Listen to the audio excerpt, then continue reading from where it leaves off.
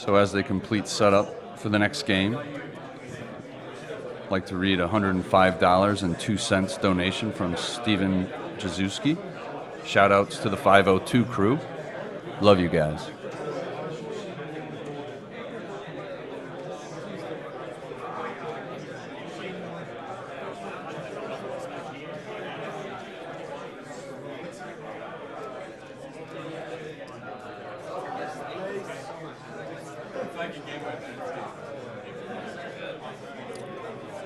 I'd like to remind everybody of the prize incentives for the BanjoKazooie run.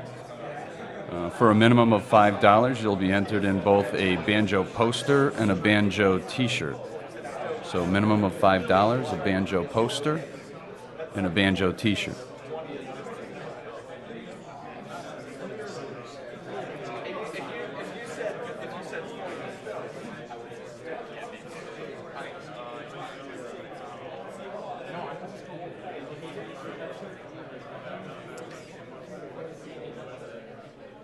The next bid incentive is for I Want to Be the Guy, and that is to have him run as Gaydon, and he's $60 away.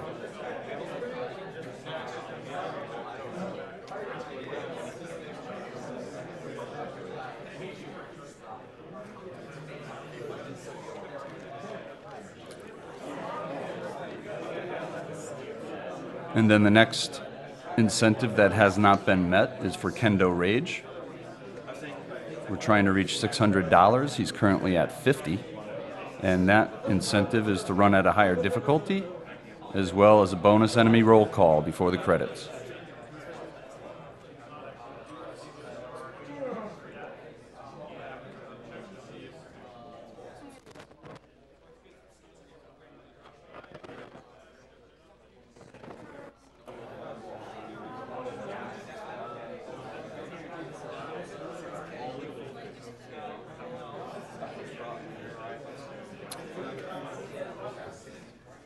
I'd like to take the opportunity to talk about our sponsors. The Yeti has a line of AGDQ t-shirts again this year. $3 from the sales of each shirt goes directly to the PCF.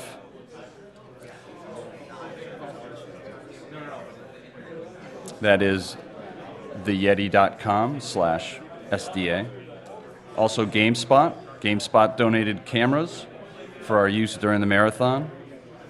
We'd like to thank them again for the high quality of the stream.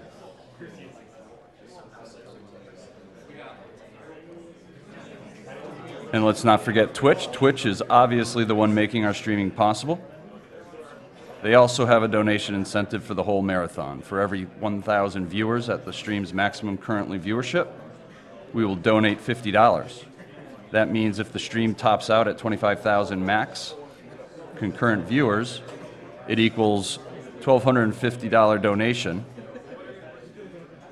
50,000 max equals a $2,500 donation. And a max of 5,000 is a max donation of $5,000 if 100,000 concurrent viewers are achieved. So keep up the good work.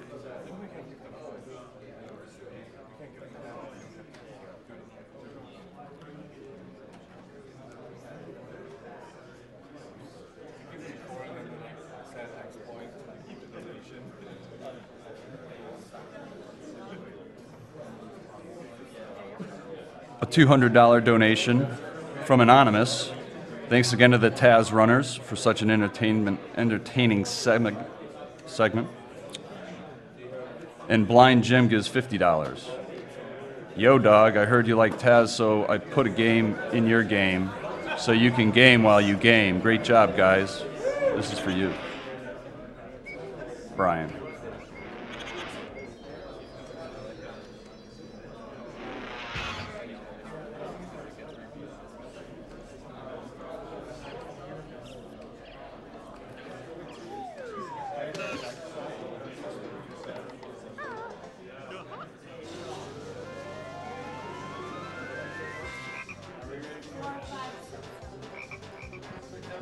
How do I 4, sound? 5, 6, 7. 4.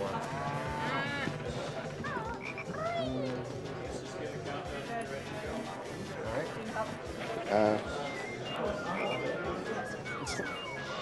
pressure, Stu. No pressure at all. If you do want to chat, right? Huh? If you want to chat, just say it. Just whatever. Whatever.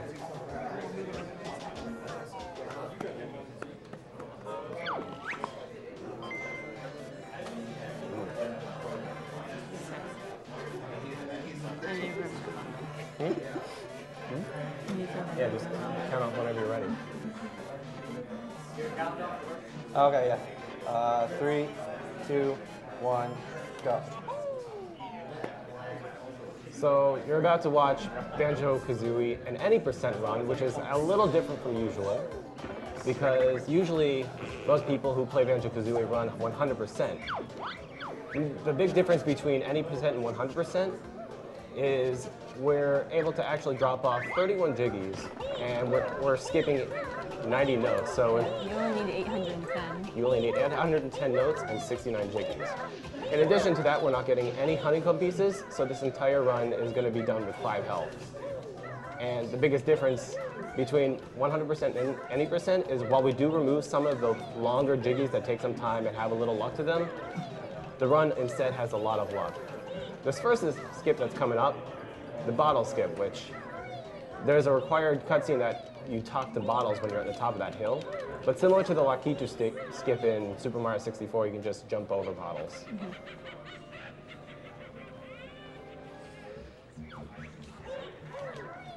So we're gonna get the first jiggy coming up here, which allows access to Mumbo's Mountain. But you can skip the text by holding L, R, and B at the same time. I wish I knew that. Yeah. $200 from Alois. BanjoKazooie No Reset Run Hype. Been looking forward to this since before AGDQ started. Good luck with the run, Stiff. So the first level coming up is Mumbo's Mountain, which is deceivingly the hardest level in the game. But this is the level Stiv likes to reset on the most. Yeah. Oddly enough, there's nothing that can terribly go wrong. You'll never see someone die in this level when they're speedrunning it. It's just that there are so many technical mistakes that you can make that they can just add up over time so easily. For example, normally you would need Talon Trot to walk up that hill, but there's a sort of slope timer that you can manipulate that if you stand on there long enough without doing anything, you just slide down. So, Sort of like with Termite Hill coming up. yeah, what Kazooie Girl said, you'll see that skip in just a second. That same manipulation is used inside the Termite Hill, so we don't even have to transform into the termite.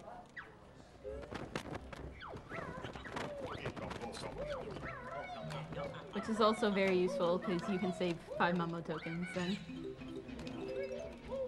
Actually, it's interesting you mentioned that. This skip is only possible to do on version 1.0 of the game, so if anyone's considering running this game, make sure you have 1.0 or else there's no point in running it. Yeah. Actually, you only save like 15 seconds maybe, so it's not that bad.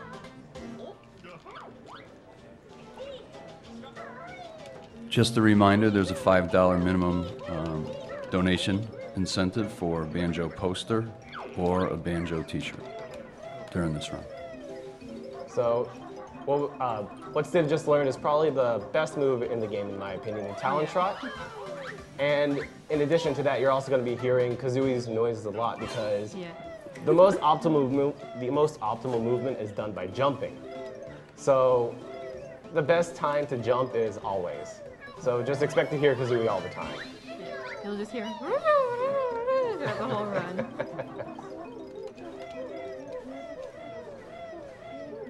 So probably one of the hardest parts coming up in this level is conga and getting all the notes. If you do this part appropriately, you can actually do this in 2 oranges. Whereas most people would normally need to do the first 2 platforms with 3, 4, maybe even 5 oranges if they're not sure what they're doing. And right here, Jiggy just spawns right under Banjo and he grabs it. Yep.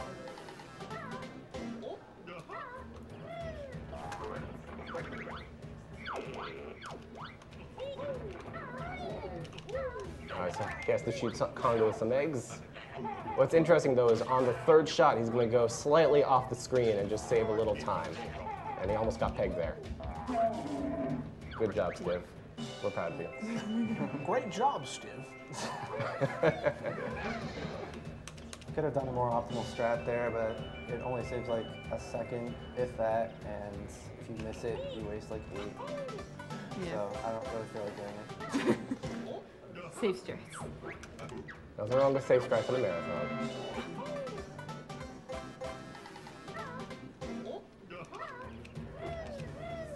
Now let's see if Big Butt's in the way this time. That is actually the bull's name, Big Butt. Oh shoot, You- close enough. Oh! That's okay, it was on purpose.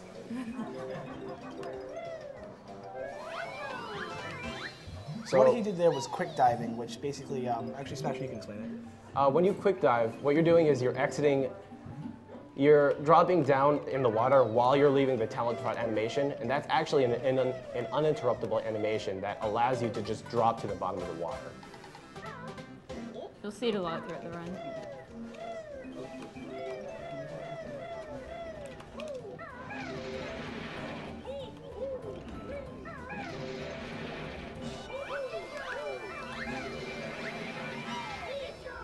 It's $150 from Franker Z.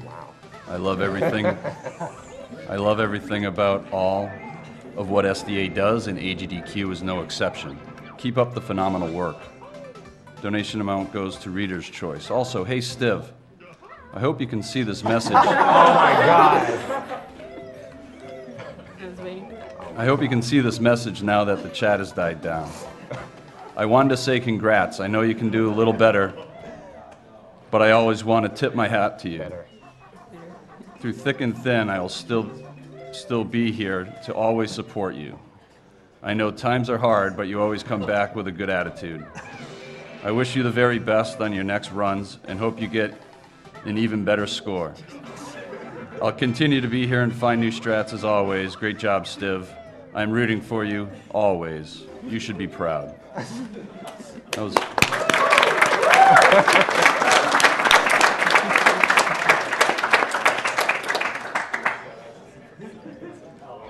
Oh, wow. So this is another place where the termite is actually required, but using that same manipulation on the slopes, you can just get up there and grab the jiggy without termite.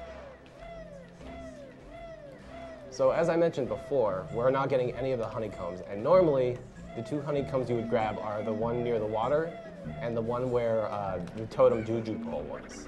So that's how you know that this is an any percent run. You'll also notice that the route for 100% Mumbo's Mountain and any percent Mumbo's Mountain are pretty similar. That's because that is one of the fastest levels in this run, so it makes sense to get all the notes now.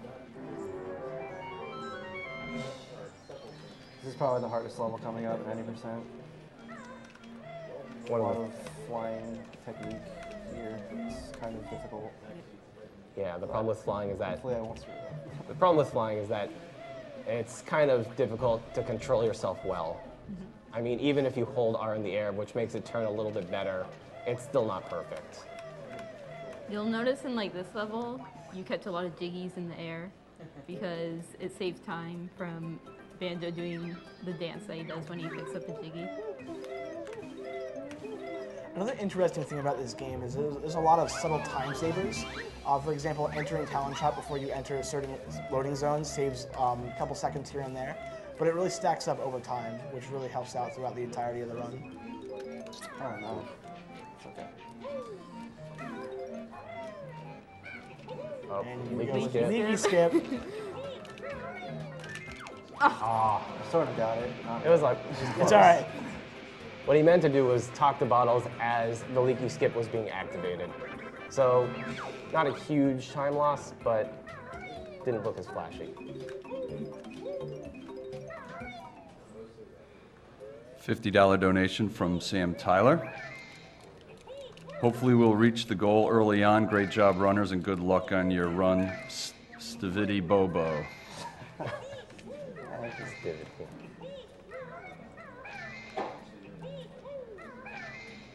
So one of the major differences right now that you're seeing in any percent, normally the sandcastle is done last. But since we are actually skipping one of the jiggies in this level, which is X marks the spot, it makes more sense in the route to actually get this first. Or not first, I'm sorry, second. Actually, no, I'm sorry, this is the first jiggy, my bad. I'm sorry.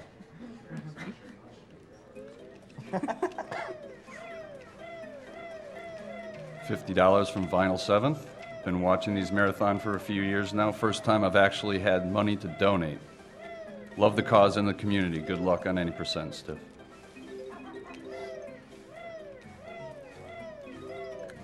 So the flying sections in this game are actually really, really difficult to do, and Stiv here makes it look really, really easy. Yeah.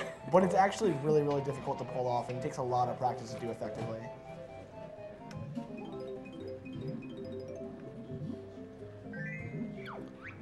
So anyone who's familiar with 100%, we'll start seeing some similarities between 100% and any percent right about now, as he goes up to the ship and learns flight.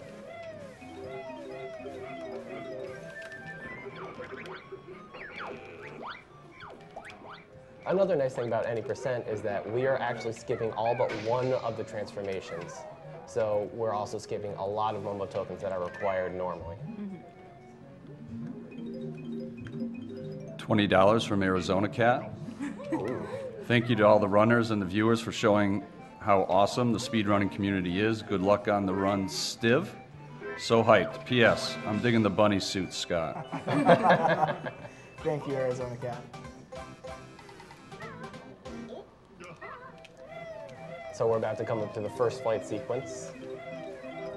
So good luck, Stiv. But in any percent, you can skip the note that's on the right side.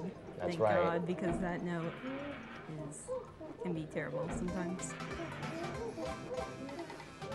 So because we're actually skipping that note, which is a good point, we're going to be finishing this level with 99 notes.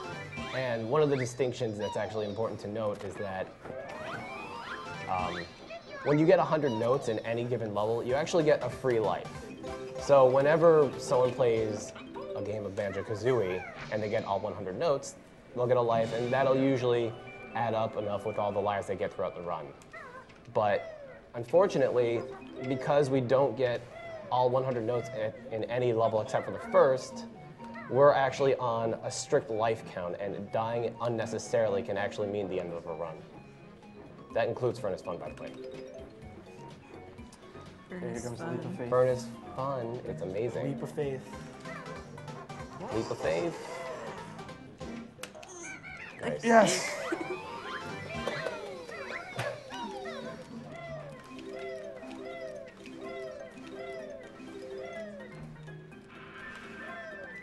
Nice jump.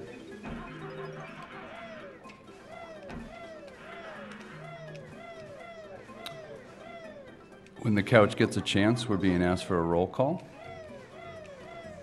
Sure, I'm Smasher32. I'm Kazooie Girl. I am Scott J. Progan. I am StivityBobo. Great job, Steve. So again, we're going to see that quick dive right here. Notice how he just drops to the bottom so that he can start swimming to the jiggy. And coming up, I actually forgot to mention, we saw one of the flight sequences earlier. He did a great job on that. And this is actually the third and probably the hardest flight sequence in this level. Yeah, what he's going to do here is he's going to get the Jinjo, which is going to spawn a Jiggy, and then he's going to get the Jiggy that's in the alcove on the bottom. And he's going to do all of this while flying, that way it skips the Jiggy animation when he gets one. And it's actually really, really, really difficult to do. Yeah, because you can't see the jiggy on the bottom one. And everything went pretty well in this level. World record pace? World record pace? Probably behind live though. The streamer is this one. Still opportunity. So you're not normally supposed to jump into Nipper that way. You have a little bit of time. Once he activates his text, you can just jump in and use invincibility, take advantage of that. Right. So what you're going to see here is a death warp. We use death warps to save time from having to walk all the way back to the entrance of the level and go out.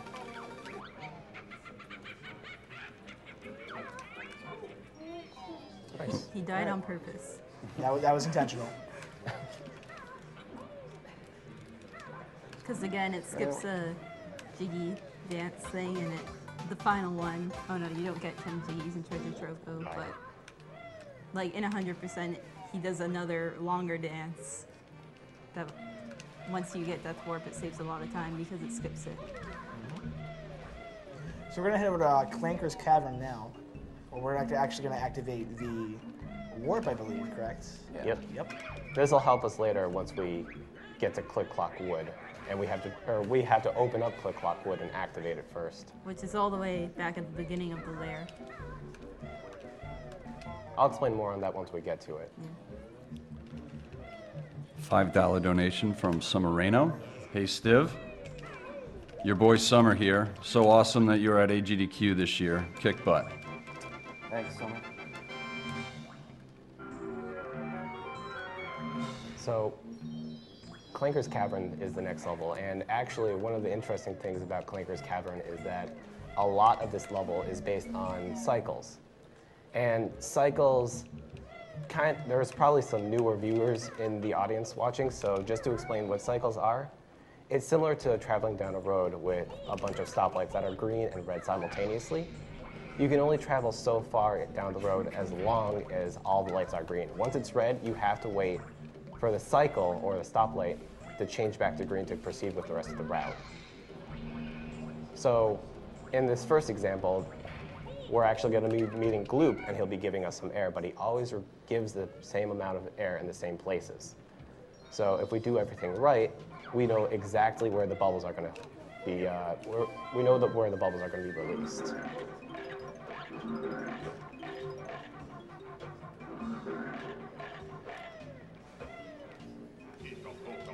$50 donation from Saren Wayne. This is my first time donating. BanjoKazooie is one of my favorite games of all times. Cheers for the awesome event. Greetings from Norway. Thank you, Sarah.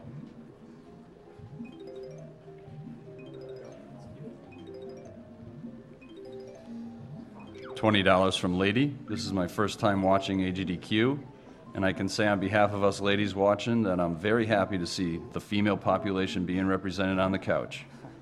Thank you to all you participants, including the audience, for helping with progress towards a cancer-free world.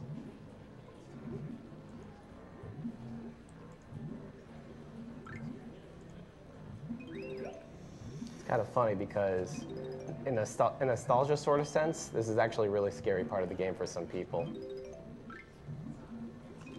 It's also pretty scary for speedruns, too. That's true. If something goes wrong and you're down here, it's just panic mode. This is actually going really well. It's a really strong So far, focus. it's all right. And 90% Clanker's Cavern is a lot less strict. 100% is just a lot more intense. Right. As long as I made that jump in the beginning, which I did, I'm pretty much okay. Even if you didn't make that jump in the beginning, there is a backup strat. Yeah. It is a little bit slower. It's like 5 seconds. It is like 5 seconds slower, but it does exist, fortunately. It's the original strat. The original strat.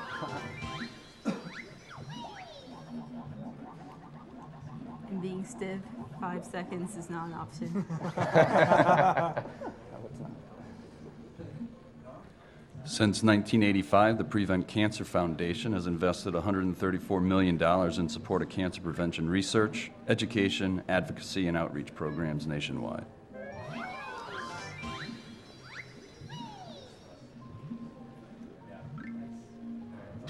This is another cycle that's actually coming up.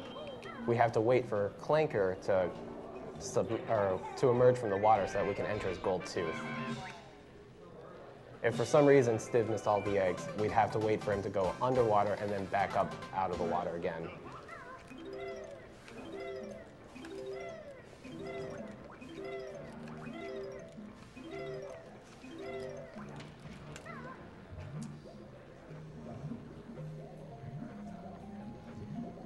With the underwater sections as well, it's the same concept as the flying areas, Swimming in this game is actually also pretty difficult to do as well, and it actually requires a lot of execution to do properly. 22 rings, right? No, I'm always hoping for the 23. This will be 21. Pretty sure. You think so? Yeah. Actually, no. Just a reminder on upcoming donation incentives.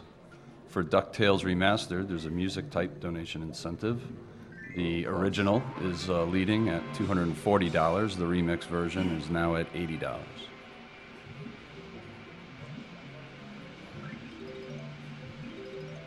And coming up as soon as we get out of Clanker is actually another cycle. Once we get onto the blowhole, we have to wait for the blowhole to get out of Clanker so that we can get the Jiggy up above.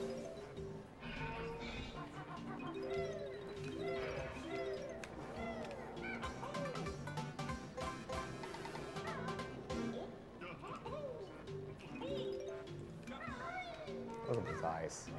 Look at them.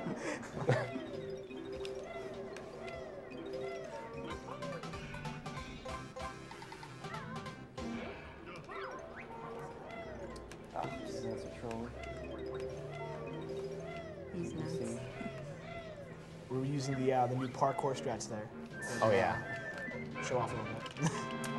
Sometimes that just doesn't finish it. In this frame, I swear. I don't know.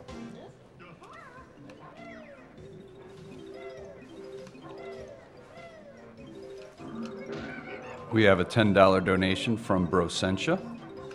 Brosentia here, throwing in a donation to our Twitter friend Elucidate for who guessed the closest time for Cave Story.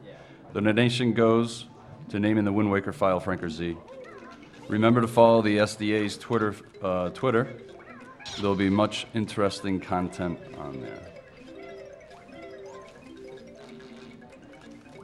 So coming up again is actually another cycle. But in order to hit that cycle appropriately, we need to make sure we get this quick grab Jiggy. Missing that actually does cost quite a few seconds, like 3 or 4, I think. Alright, so that was a little iffy, but in the end, it wasn't that bad. Right. I honestly don't know what's going to happen with this fin cycle here. Hopefully, because I need to get on Clanker's fin when I surface after all this. And if I miss it, then that kind of wastes time. About 5 seconds or so. Right. We'd like to thank Strong Fox for donating the Banjo poster and the Banjo t-shirt, which you will be eligible for with a minimum donation during this run of $5.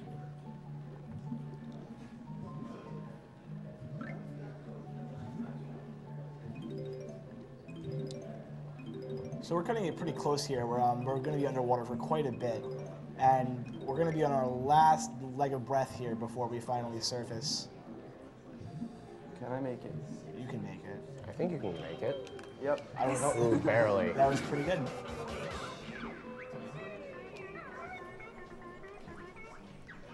So even though he grabbed that life, just because it was part in the way, it's actually a very valuable life in 90%, as I mentioned earlier.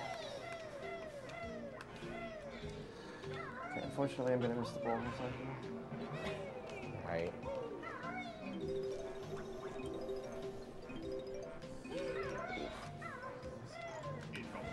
So this is where cycles come into play. He's supposed to go inside the blowhole this time, but while he was getting that Momo token, it had already shot up, and he had to wait a couple of seconds for that to shoot up again.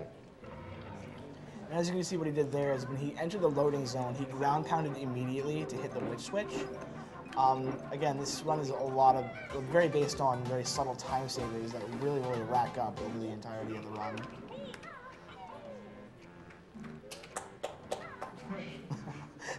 Thanks, Bugs Bunny. $20 from Sukigato. My friend's father is currently battling with cancer, but with foundations like PCF, one day sooner than later, families won't have to go through what they are. Good luck on the BanjoKazooie run, Stiv. Best bird game ever. Sorry, best bird bear game ever. So normally, yeah. No, go ahead. So normally I'm on 100%, we would want to just completely avoid all of those blades, but here at 80%, we're going to take a little bit of damage, and that really helps out in the end.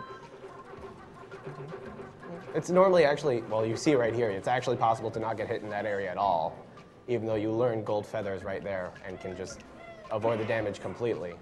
But just because of how the route is planned out, we actually do need to get hurt because we're about to set up for a death warp.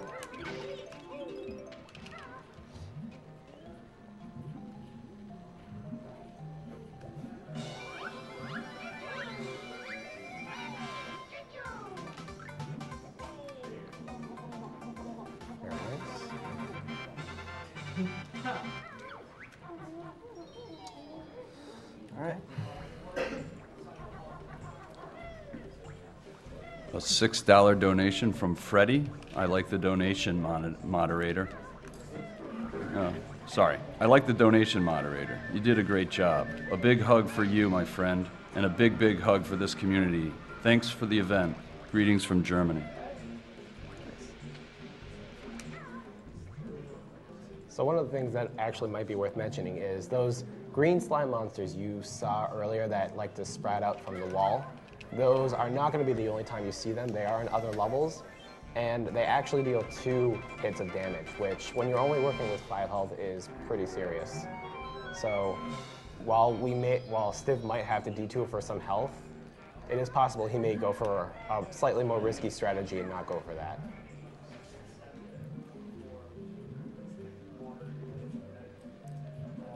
$50 from Azarius. I've been hyped up this year ever since I found out I missed the SGDQ. Keep up the great work, everybody.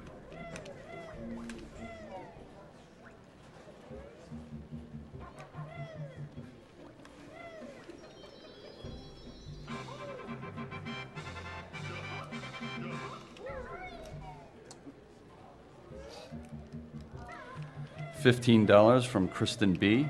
Thank you for speedrunning my all-time favorite game, BanjoKazooie.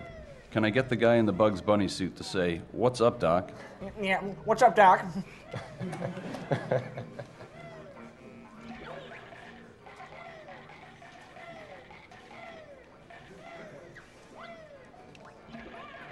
It's actually another part where health comes into serious play, because he only can get hit 5 times, and if he for some reason was hit by that green monster, he would have to detour for health, or else he would end up dying during this part. And normally you need the, I guess the boots to go through there. I don't know what they're called. Waiting boots? Yeah. Yeah. You need those to go through there. Stiv, however, doesn't care about boots. He just goes through. we don't need boots for this run. Yeah, they're too slow. I agree. So a lot of times in Bubble Gloop Swamp, you'll be taking damage because of the water. Oh, yeah. That does happen a lot, actually, in this level, so get used to being chomped by piranhas. This level's kind of a butt clencher. But this is any percent, so there's no vial or RNG turtles. Yeah, this level is kind of known, 100% for its RNG-based things. The tip-top turtles are one of the big RNG factors in this level, in 100%. And thankfully, since this is any percent, we can completely skip over it. And as well as that vial is a little mini game that kind of wastes a lot of time to do. And so we don't have to go there either. We can straight up just get all the really, really fast jiggies and move on to the next level.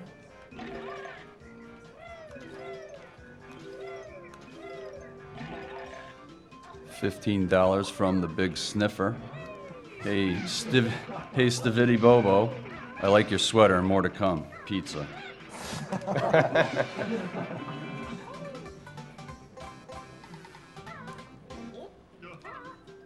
$10 from Anonymous. Hey, announcer. Did you do Dust Force at SGDQ? I loved your voice then, and I'm loving it now. Nice to see you casting during Stiv's run. Love to Stiv.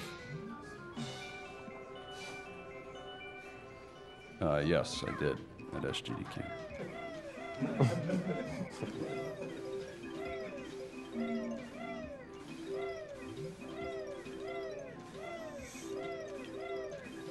So coming up, Stiv actually has to kill some gold frogs for a jiggy. But the really nice part about this area is that it generates a lot of health. that's going to be useful for the rest of the run, or for the rest of the level, excuse me.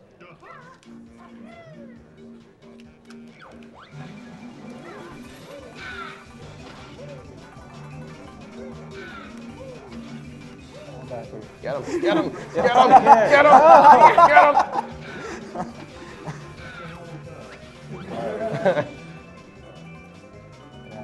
That was a chase. That frog was not having it. He wasn't about that life. He knew better.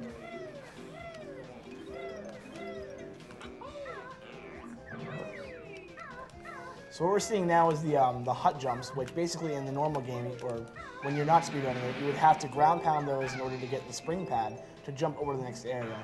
But thankfully, you can just talon trot on top of the hut and jump up, and you'll be able to get up there no problem. It's really easy to fall off still. Except this hut. Yeah, except this one. This one we don't do. It is possible to do, it's just much harder to do, not really feasible for a run. It doesn't really save all that much time anyway. In addition, instead of getting the boots, we're also going down here for some notes. And in addition to that, there's also a Jinjo that we can grab without turning into the alligator, which means we can skip the alligator completely.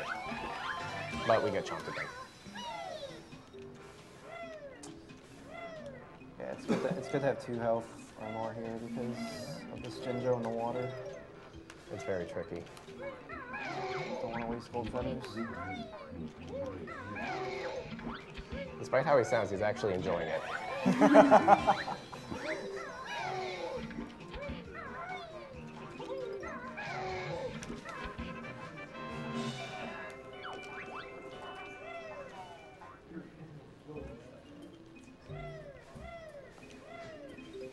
Like right here, you would be doing turtles in 100%. Probably the most RNG in the game, but. What, aside from Besides Furnace Furnace Fun. Yeah. Yeah, oh my god, I forgot Furnace Fun.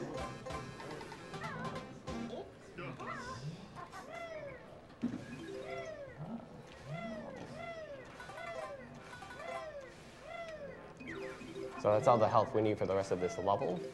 And Stiv is going to death warp eventually at the very back of this corner where the notes are.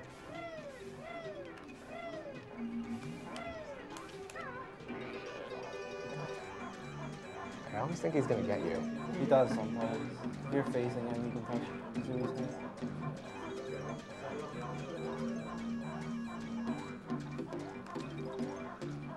Just a reminder for everybody, the next donation incentive that hasn't been met is to pick the music type of DuckTales Remastered.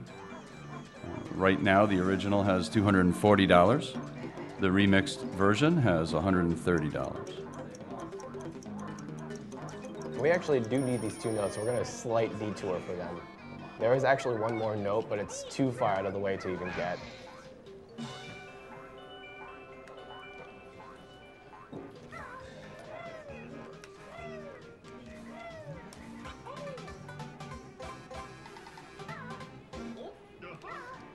A $100 donation from Anonymous.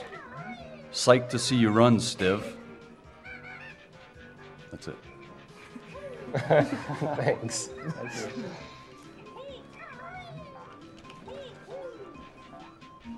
You might want to actually get that gold feather. Alright, Yeah. Get out here, frog. make it up. Oh, never mind. You will. That's the spirit. Perfect.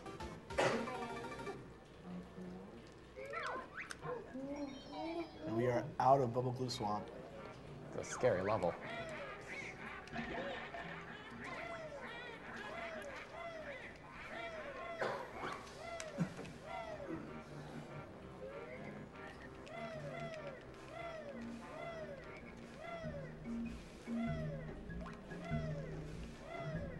As a reminder, there is a $5 minimum donation to be in the running for a Banjo poster or a Banjo t-shirt.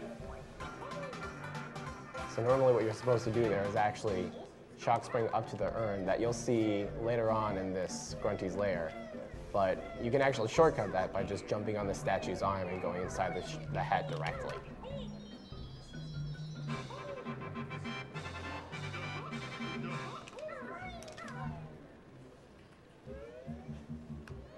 takes to earn.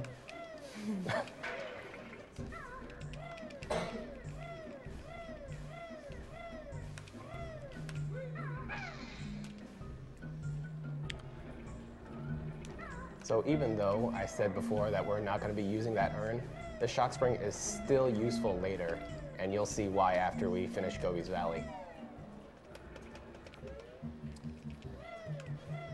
$10 from Chaos Infernal 11. Hey, this is the first of several donations to come throughout the week. Shoutouts to SDA, SRL, and everyone who was at AGDQ, behind the scenes making it all happen.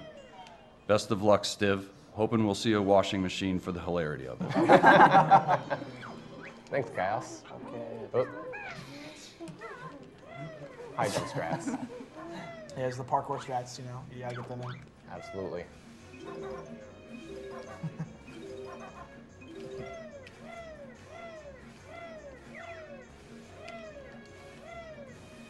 So in this level, just because a lot of the jiggies revolve around turning into a walrus and doing a lot of the races, we're only getting 4 jiggies in this level, but we're getting almost all of the notes instead.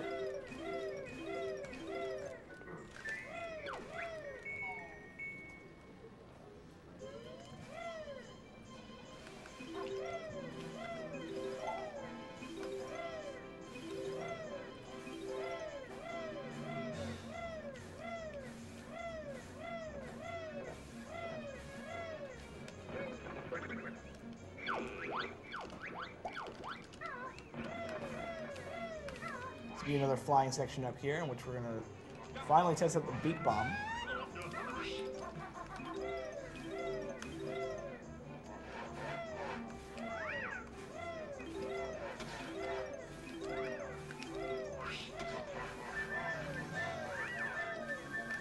And another flying section where we just, first we're going to shoot the buttons and spawn a jiggy at the bottom.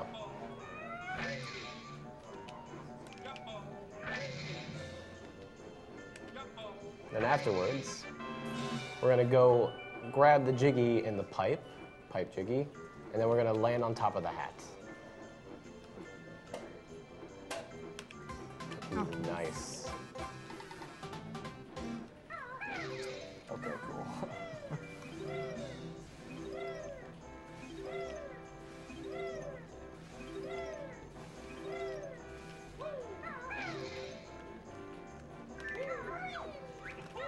When you ground pound off a surface and then you fall a long distance, you won't take any falling damage.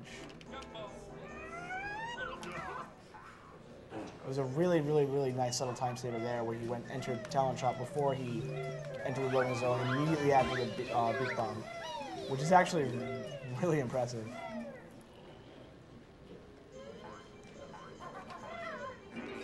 So even though using boots right here is a little slower, we're doing this for a little insurance, making sure we have enough health leaving this level, especially because we're losing a lot of it right now.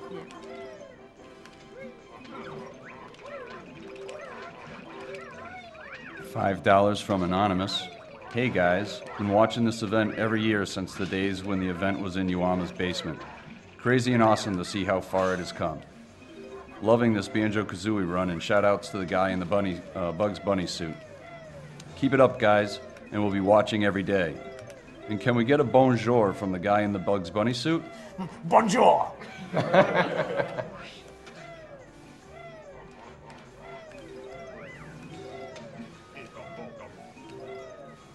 Why bonjour? Like, I'm thinking about it, why bonjour? Good argument. Fair is fair.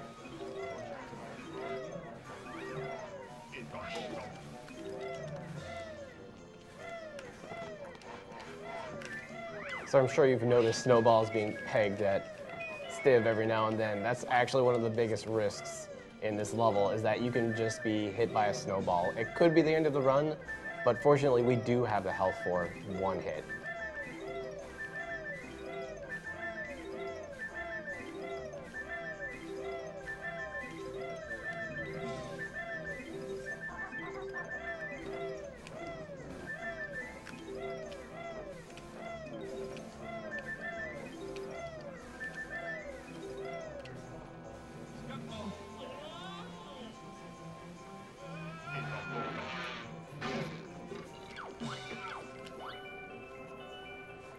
So that's the first time and last time we'll see Boggy today. No ways. Aw.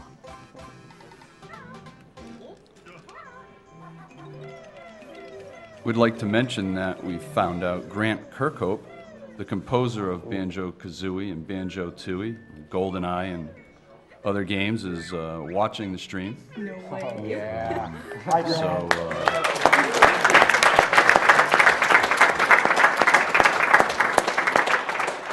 thank you for watching. I actually want to give a huge shout out to Grant Kirkhope. He was actually in the BanjoTooie run in the Happy Tales Marathon, and it was a pleasure seeing him there in the chat. And I really like his work in BanjoKazooie, and I'm sure everyone else does as well. Grant, I just want to say I love you.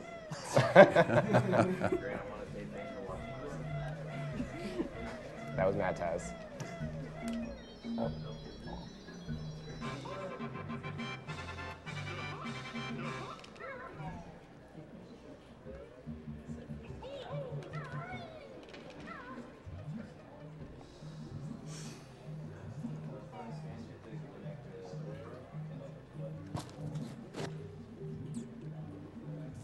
So this part is just the part where we open Mad Monster Mansion. It's kind of a long swimming sequence. Nothing too crazy happens here, but it is slightly out of the way just because of how they placed it.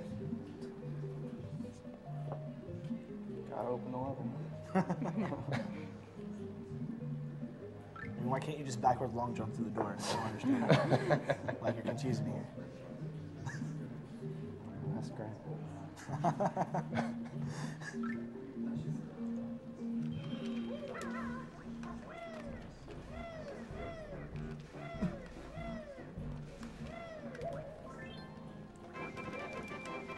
So during this swim back, I actually think it's worth mentioning that the reason any percent actually does exist is because of a skip found by a glitch hunter named Chronokeys. What the glitch entails is that we're instead going to be skipping a door that takes normally 25 jiggies. Without that skip, there would be no reason to run any percent because we'd have to finish the game with 94 out of 100 jiggies, and that wouldn't really be useful or even worth our time. One of the biggest factors that it could improve is an 8-10 note door skip. That's probably one of the biggest reasons that we can't cut down the time anymore. And it's important to note that between the two world's records that StivityBobo actually holds, there is a 45-minute difference between 100% and any percent.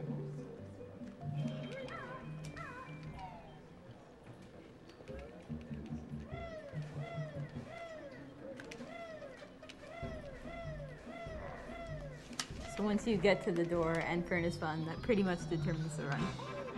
Yeah, pretty much. It's not the run till Furnace Fun.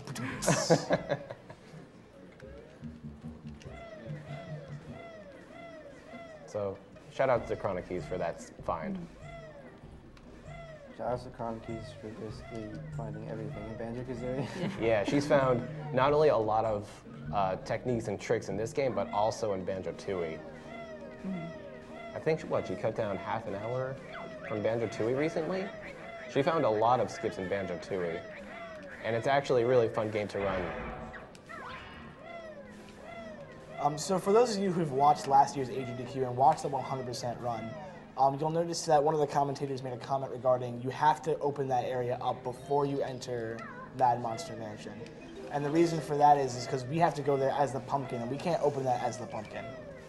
So we do that again here in any percent as well. This is also the reason that the pumpkin is the only required transformation, just because we have to enter that area as the pumpkin. It's kind of annoying, but oh well. Just to raise the water level. Like, Right. don't even get jiggy out of it.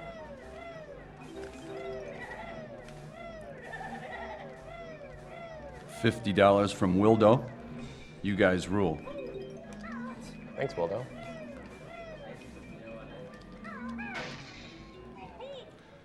$10 from Easy Peasy. Thanks for doing this. Could you get Bugs Bunny to say, "Oh, Bud, Gary Reed"? I'm sorry, what? Oh, Bud, Gary Reed. Oh, Bud Gary Reed? What? Oh, Bud, Gary Bud Reed. Gary Reed. Okay. Yeah. Oh, Bud Gary Reed. I don't. I'm missing something here. There's a reference that I don't understand.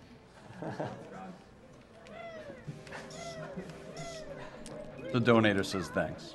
Okay.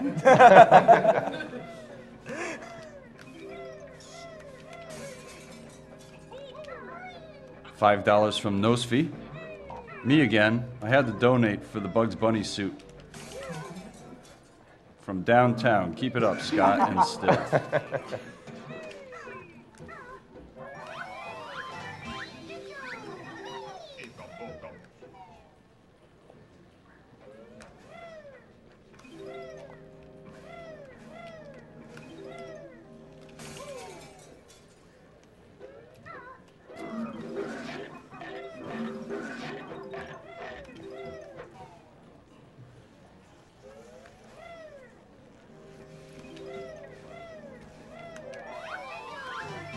So a little tidbit that I think is worth mentioning here. There's actually a Mumbo token in this fire, but if you just run through the fire, you can grab the token. Oh, don't. Okay. Don't want to wake him up. Yeah, if you land on the ground while Napper is sleeping, you wake him up, and going back up is a little bit of a walk. You can actually enter through the front door, breaking the front door, but then you have to tiptoe all the way across, and it takes forever. Does that work? Yeah. Yes. Oh, I never knew that.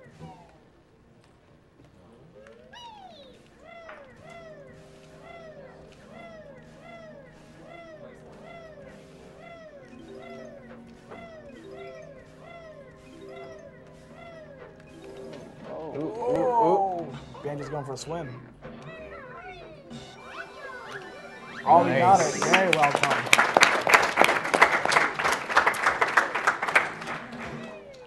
So what just happened there is he got the Jiggy from the Jinjo, the final spawn there, and on the same frame basically, when he does his dance, you can kind of move over, and he moved over to the side, and that kind of skipped the Jiggy animation, which Banjo would do when you got that. So that saves a good amount of seconds there too. The well. This is scary. You're supposed to do this part as a pumpkin, but with a little bit of maneuver, you can actually collect all the notes while swimming. Oh. It's okay. Parkour. $20 from Anonymous. Hello from Russia. You are doing the right thing. Bugs Bunny's costume is awesome. I have a bear one. Hope you'll understand my fluent English. Thank you.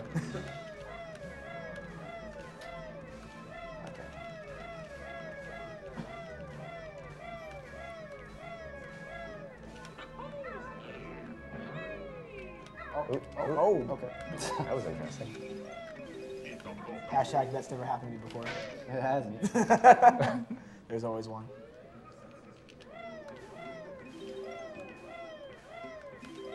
So the only reason we're here is just for the notes. You can actually get a Jiggy in here, but it's one of the more longer Jiggies to get, so we just skip it.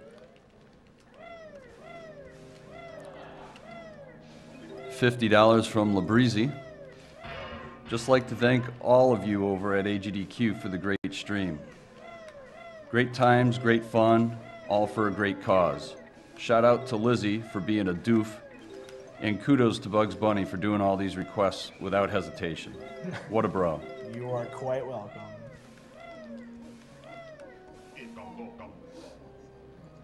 All right.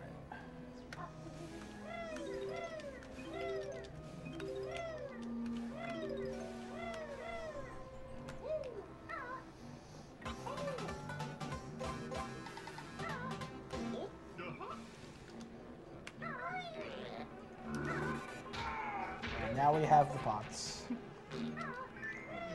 So I guess since Grant Kirkhope is watching this, something that I think is worth mentioning is that this part right here, where the pots say thank you, apparently was re-recorded several times to make sure that the pots weren't saying something else. If you listen closely. And it still sounds like something else. Hey, they got it close.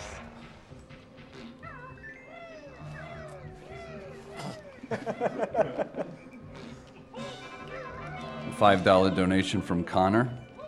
$5 for the guy in the Bugs Bunny outfit to say, "Hello, nurse." Hello, nurse. Aw, no washing machine. Not this time. No wish-wash world record. No.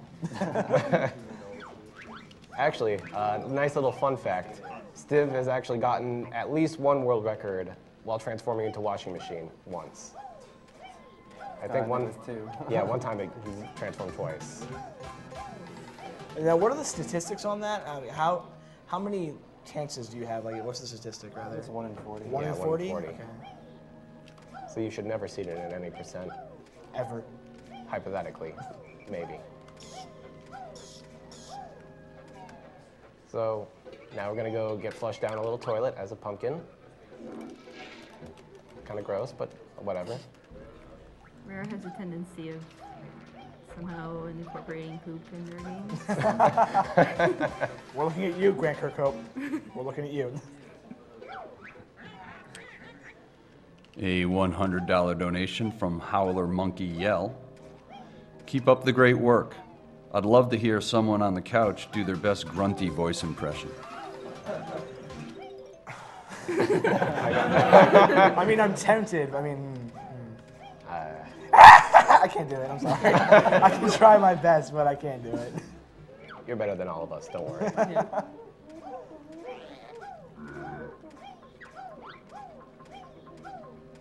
So we're actually on our way to Gobi's Valley next. The interesting thing is you're actually supposed to do Gobi's Valley before Mad Monster Mansion, but it just so happens that doing Mad Monster Mansion first saves about 40 seconds, I believe. In addition to that, we actually need to go to Gobi's with at least 3 health, because up until we learn the last move, the Turbo Talon Trot, we actually lose 2 health before that point.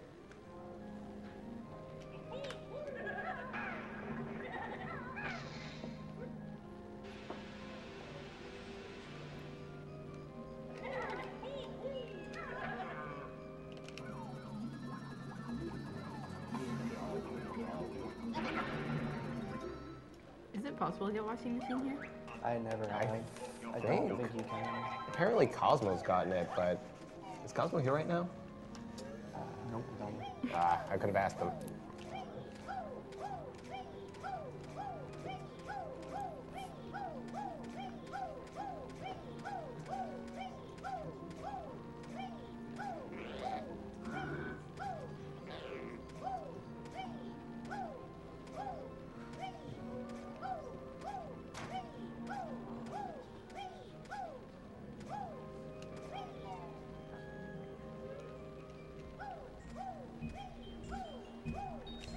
Whoa, whoa, please, whoa.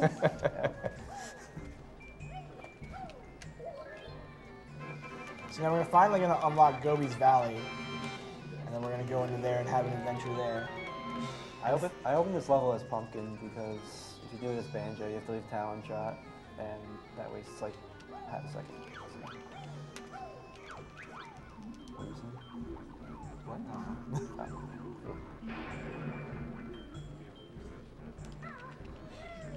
Thankfully, since this is any percent, we don't have to do the famous Gobi clip, Oh, come on. Oh. Ooh. which has been known to be a run killer in many, many attempts. May we have a moment of silence.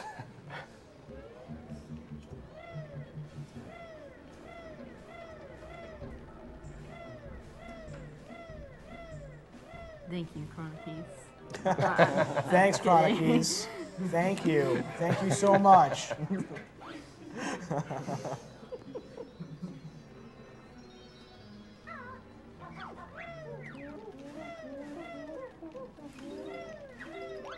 A $10 donation from Toon Goojper. Good morning from the Netherlands. Been watching since the last marathon and am absolutely addicted. First donation of many to come this AGDQ. Also, I absolutely love the Bugs Bunny costume.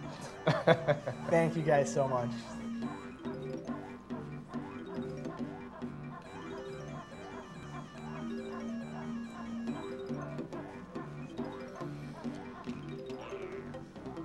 That's actually on purpose. You don't actually get hit until you're in the sand for a little bit of time. Like right here is where you would originally do Gobi Clip. But we're not going to kill the run. In addition, Go ahead. No, I was actually going to ask you if you could explain what Gobi Clip, how it works, and what Okay. it accomplishes. how Gobi Clip works is, well, after the speak bomb, that was on purpose, don't worry.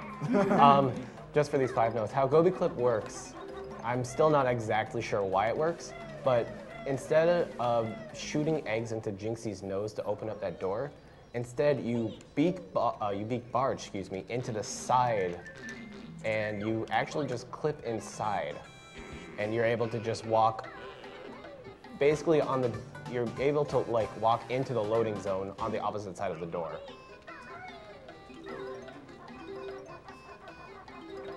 Something else to mention is that that trick is what I thought was actually the US version only. You can actually do it on PAL by using Rat-a-tat-rap instead.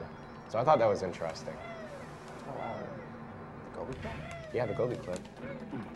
I forget who told me that. Wish I could remember.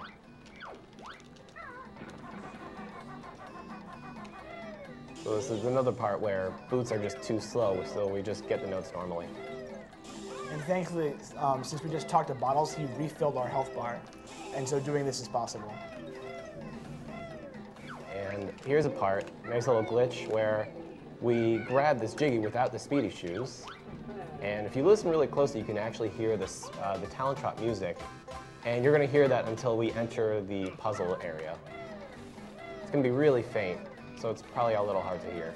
Yeah, the game thinks like, oh, well, there's no way that you can get this without using these shoes. Sorry, not happening. And then you kind of just do it anyway, so the game plays it because it thinks you're wearing the shoes. It's kind of like at the beginning, grabbing the Jiggy on top of Mumbo's Mountain.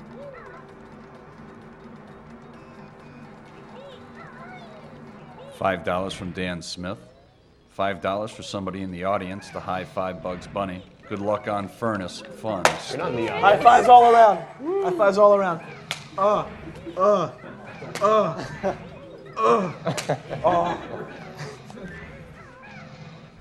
Daddy. We're gonna high five after this song. Yeah. Yeah, high fives. Make sure we do it one more time after Furnace Fun.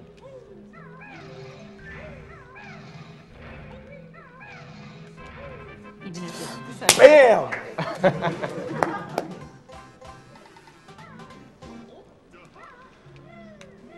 was a good one. Stings. Another reminder, we're here to raise funds for the Prevent Cancer Foundation. The foundation is the only U.S. nonprofit organization solely devoted to cancer prevention and early detection. Each year, more than 1.6 million Americans will be diagnosed with cancer and more than 580,000 will die from the disease. However, research shows that up to 60% of the cancer cases and more than 50% of the cancer deaths are preventable with the knowledge we have right now.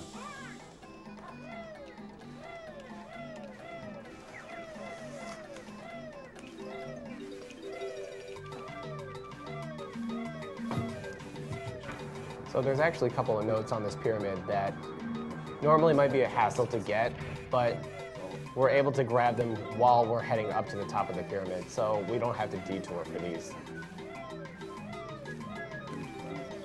Also in 100%, we usually also get the eggs or feathers, but since we don't really use those much anymore, there's no need for them.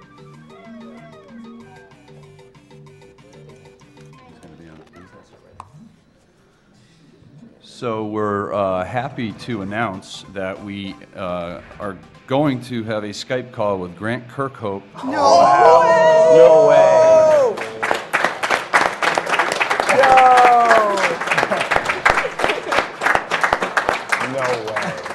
And I believe that's coming right up. Now, here we go. Don't die. Yeah, please. Oh, my parkour.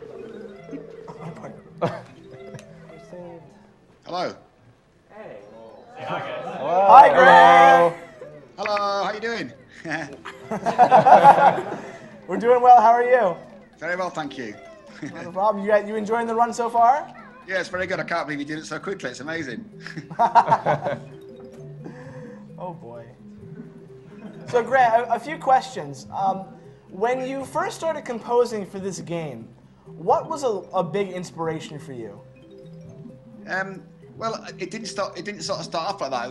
It was Dream at the start, wasn't it? And then it kind of went to BanjoKazooie, and I'd written some sort of more sort of Zelda-esque music for it. And then when it changed to banjo, you know, they sort of said to me, you need to write some kind of more jolly platform music and not something that was like, you know, RPG. So I just sort of, I didn't want to write something that was too sweet like Mario. I wanted it to be more quirky. So I was trying to find some kind of, you know, quirky sound that would fit the kind of quirky characters. So it was kind of a bit sort of Danny Elfman influence from like Beetlejuice, that kind of thing. So that's the kind of mood I was trying to get with it. Okay. Okay, just another simple question. All right. What is your favorite song from BanjoKazooie that you composed?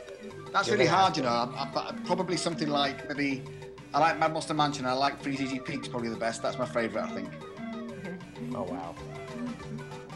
If I have a question, I'll ask you later. That Jiggy was giving you some trouble. Yeah, that was so much fun. Whoa. Oh boy. All right. It's okay. He can still recover from that. Don't Well, resist it. can I ask you a question? Sure. Why are you not wearing a kazooie suit? I forgot it at home, okay? Well, it's just not good enough. You should at least have a kazooie suit on, or at least a BanjoKazooie suit. What about a banjo suit? Why can't I wear a banjo suit? Yeah, exactly. You know, where's the backpack? If I had known.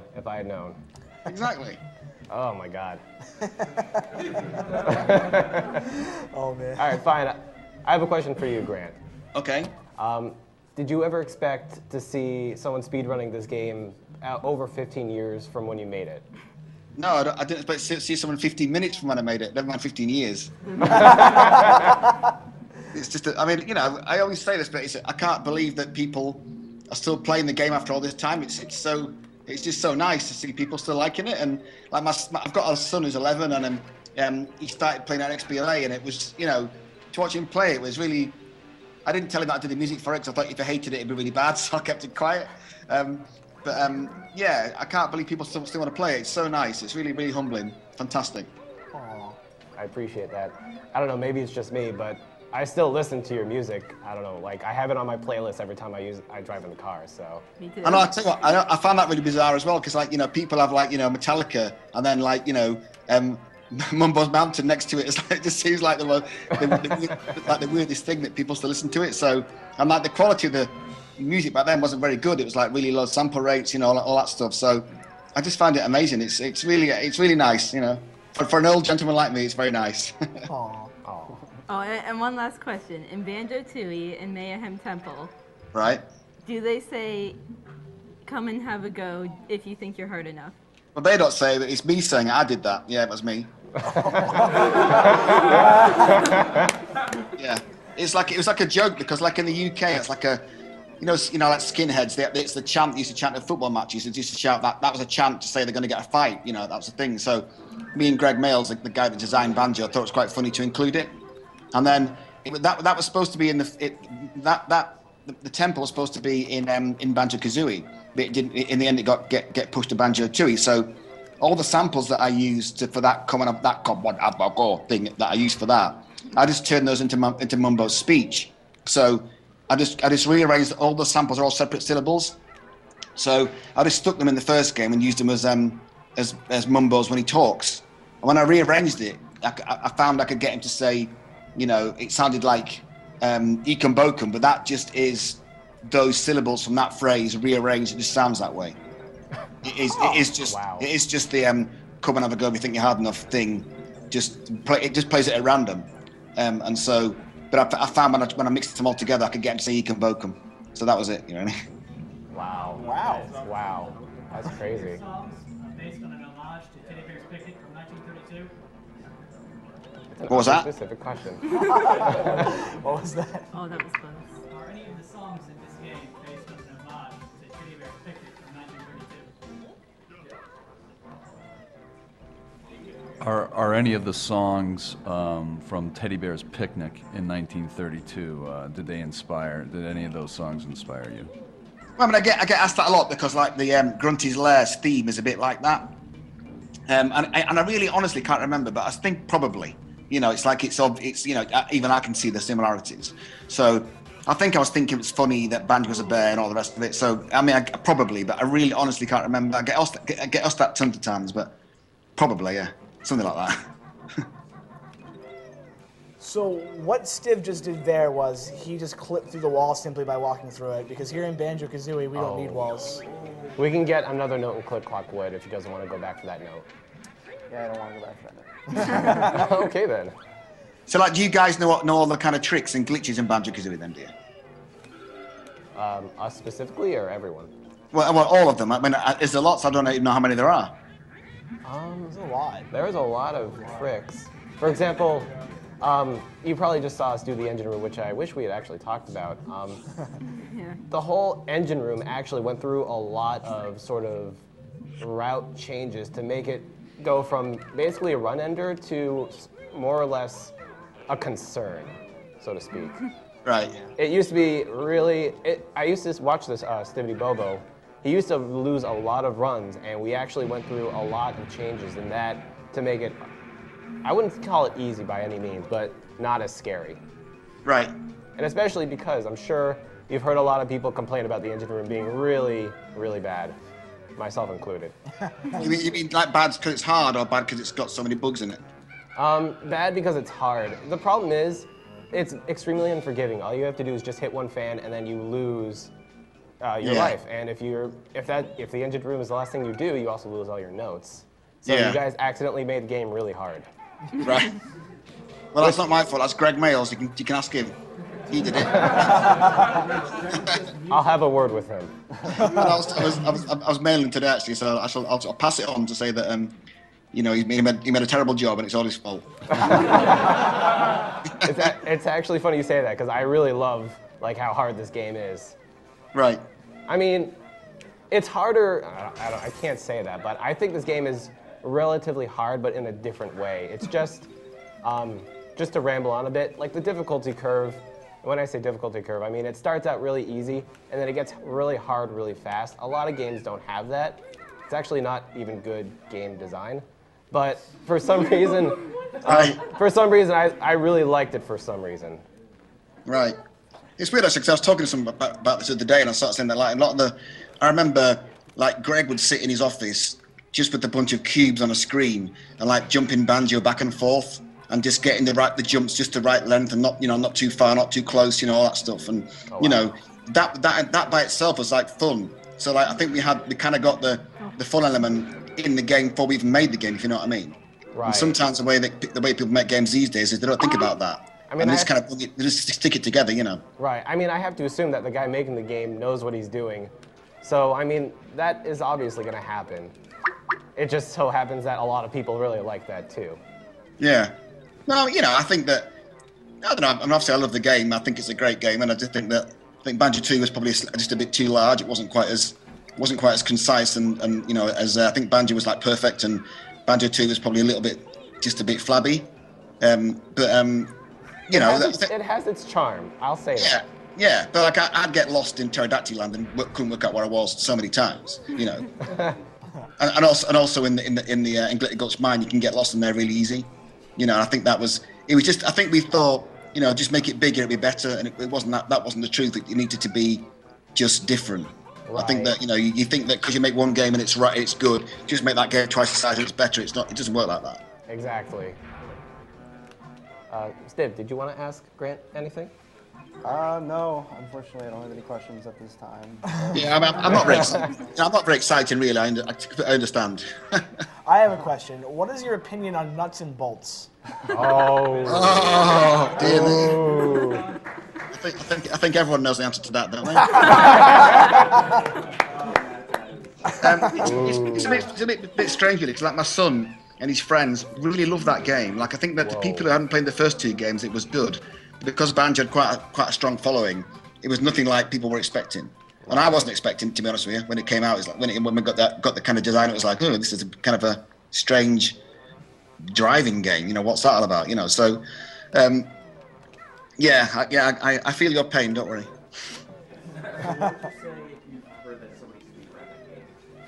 What someone asked in the background was, what would you say if you found out someone also speedruns that game as well? I don't know. It's quite a big one, isn't it? I suppose it'd be quite good. I mean, I don't know. It's not as popular. I mean, it's sold like, way less than the other two. Right. I don't know the numbers, but when I looked a few years ago, it's like 500,000, which is pretty low.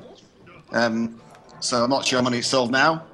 I mean, I wish that Rare and Microsoft would just make a proper Banjo 3. It would be great. They should just do it and just get it out the door and do it. It'd be fun. You have no idea how many people say the same thing. Well, I know, but I mean, the trouble is, like in the cold hard light of day, as a student, then they've got to work out whether investing the time to make it, enough people are going to buy it to get their money back. That's the thing, Absolutely. So you just don't know just how many real BanjoKazooie fans there are out there. It's I've got no idea.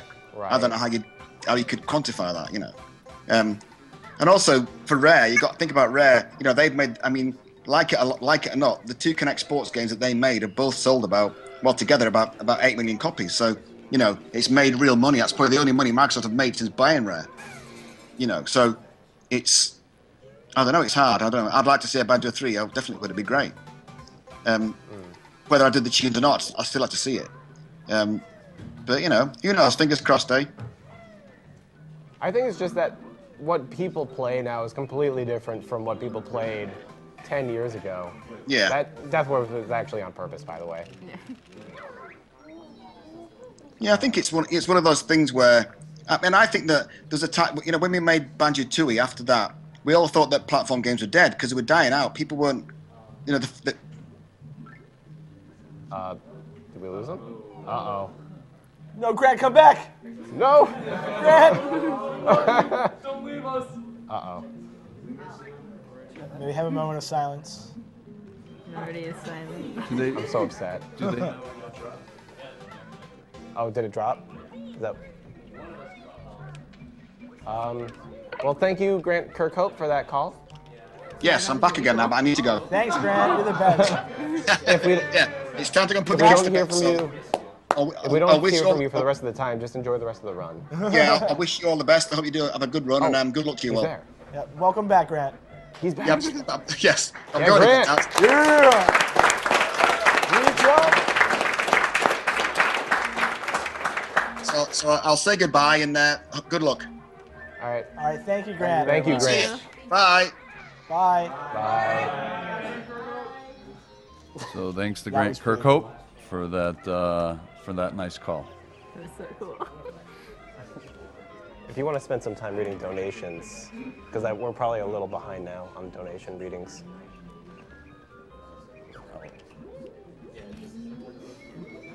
This part was kind of subtle too. $5 from Dirkman12345. I have confirmed that doing calculus is impossible while watching AGDQ. By the way, you look absolutely adorable in the Bugs Bunny outfit. Thank you.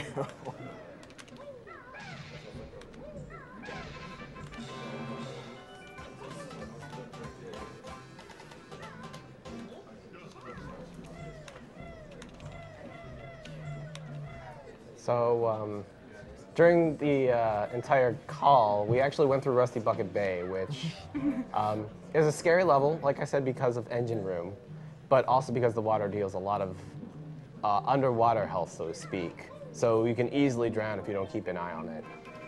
Excuse me. And with that, we collected all the jiggies, and we're just going into Click Clockwood to get all the notes we need, and then we're ready for Furnace Fun. I'm just gonna grab a life here because you enter Furnace Fun usually with 0 lives, and I don't feel like doing that. Because if you die, then you have to watch the game over screen. We don't You have want to go all that. the way back up.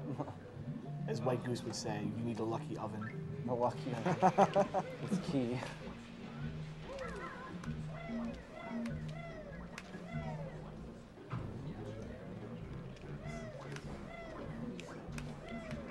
I'd like to remind everybody about our language restreams. The French restream can be found on twitch.tv/MrMV. And the German restream can be found on twitch.tv/exe_de.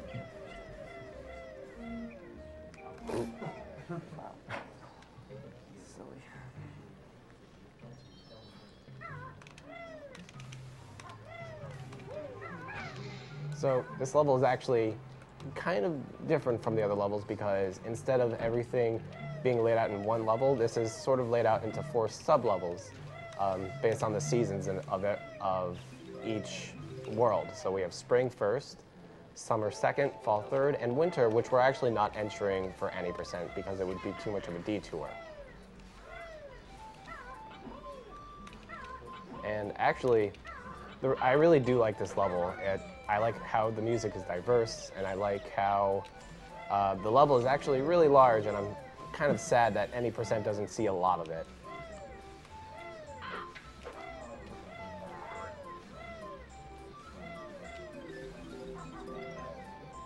The DuckTales Remastered Music Type Donation War is currently at original $240, remixed at $140.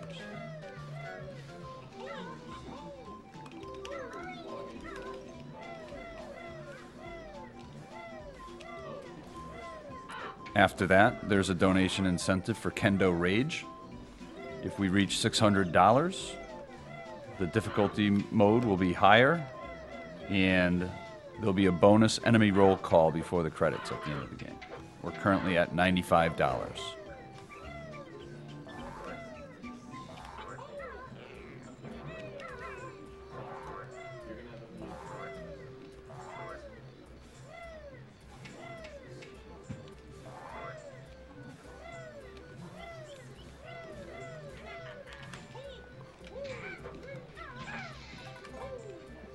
That guy was a jerk. He always is. So using a little trick here, actually, first time we're going to see it in an extreme condition, we actually have a stomp recoil invincibility. So after the stomp, we actually just fall and we don't get hurt anywhere. You see a lot more of that in 100% though. You'll see it in the final battle too here.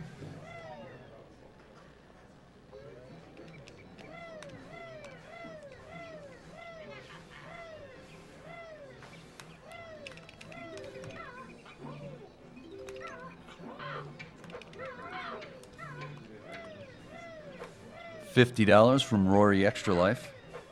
Greetings from the UK. Loving the run so far. Perfect thing to watch on the night I pull an all-nighter to fix my body clock. Oh my god. Hopefully one day I'll be good enough at running a game to join you. But for now, have some money.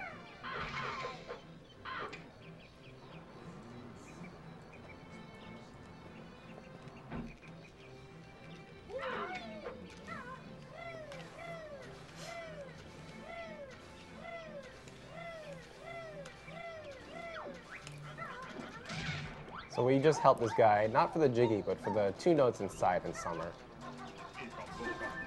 We don't need his charity jiggy. We don't need any of that.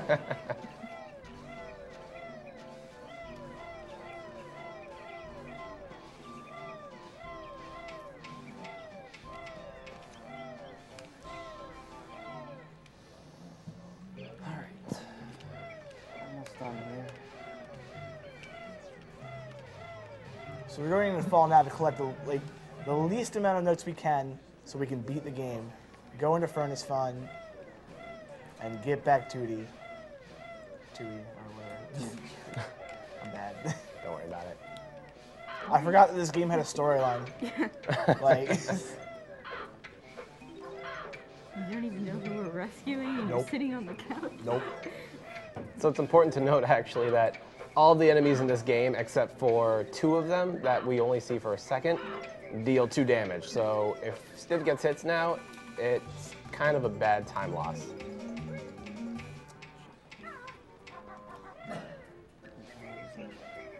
Oh, I should probably explain why. When you die in this game, you actually lose all of your notes, which is actually different from BanjoKazooie, where you keep them after you collect them. So dying in this game is actually a huge penalty. And that's actually one of the biggest reasons it's actually hard to learn as a new speedrunner. Great game to learn, just a little hard. $10 donation from Chachi444. Hey guys, Tyler Guillen Oh my here God. once again. This time I'm donating $10 not just to get in for the shirts and stuff, but for my former Japanese classmate playing BanjoKazooie right now. I know it's you, Steve. Konnichiwa, Domke-san. Oh my God. Good luck with the rest of your run. Thank you. That was scary. That was really scary. All right, furnace fun time. Now, for those of you who played this game when you were a kid, you'll notice that we didn't talk to Brentilda, the Good Witch, at all.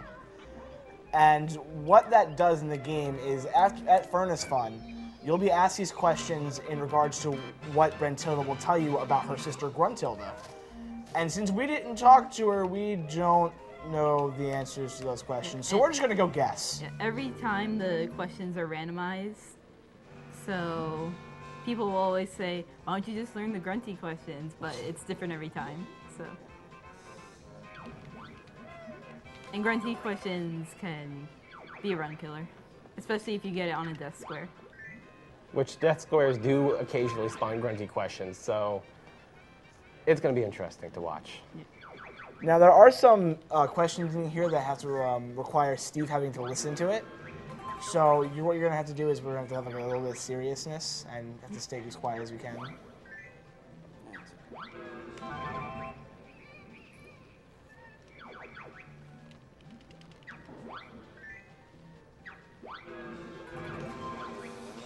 Okay. The Joker questions can also be grunty questions, so we have to be careful of RNG. Joker questions allow you to skip squares. All right, so that's one incorrect so far.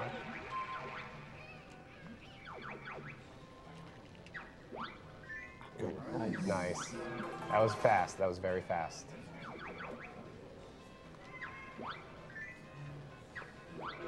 Also, we skip the time squares because the puzzles take too long and waste a lot of time.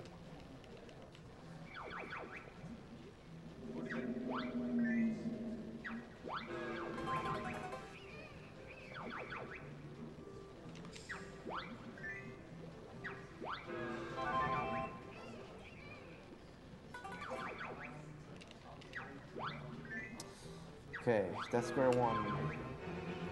Okay. Okay.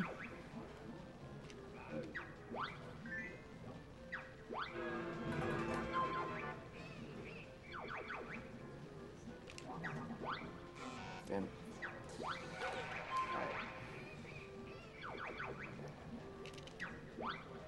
Oh, it's three.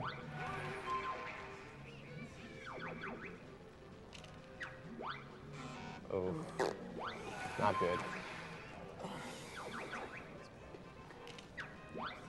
There we go. And coming up, you're probably going to see that the path eventually does take 3 skull squares at once. So that's going to be a lot of RNG we have to be careful for.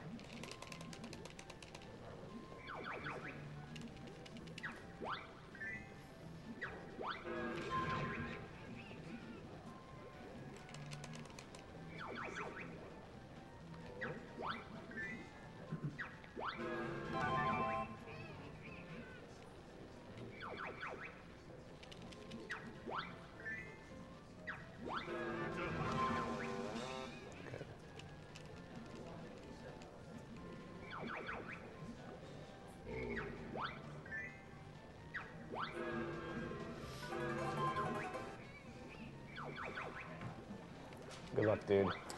Bridge of Death.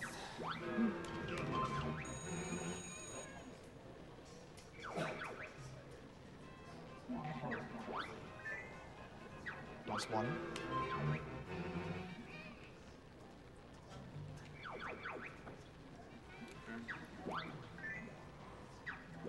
That's one.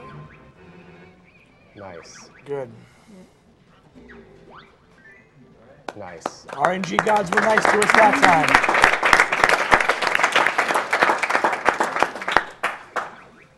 Still got one more. Yep, the last Time to one. celebrate yet. Safe strats? Safe strats. It's not necessarily safe. Wait, We're going for it. oh my god. Okay, we're good. Okay, good. Nice. We're out of furnace fun. All right.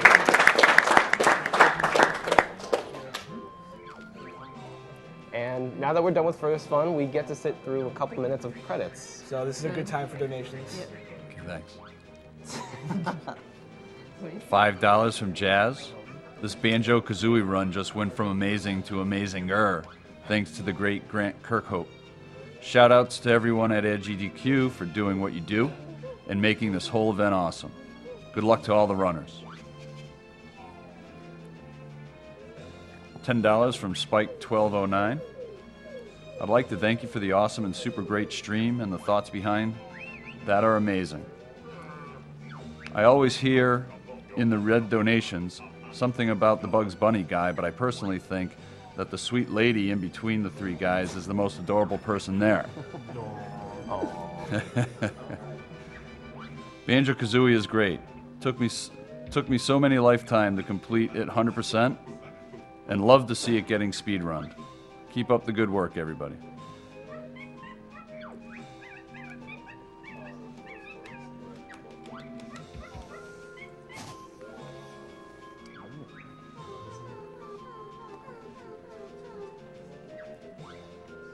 I guess one thing I can mention, most people that have actually sped run BanjoKazooie before usually, or might have noticed, even last year's AGDQ, a different path that we use for Furnace Fun. Usually what a lot of people used to do was go left, and as of recently, most top tier speedrunners have actually been going right, and the biggest reason for that is because we skip, or instead of having to deal with 5 grunty questions, which can lose a lot of potential time, we instead only deal with 2.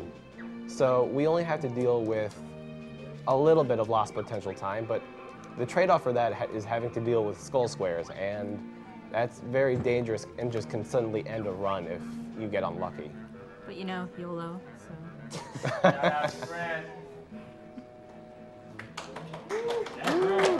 Yeah, Grant.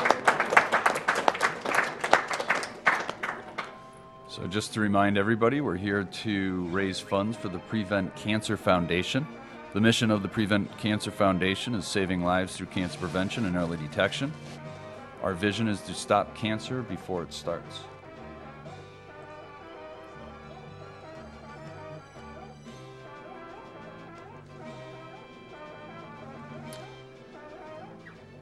We are the Speed Demos Archive organization. It's the premier community for video game speedruns and SRL Speedruns Live, the best site to race video games online against others.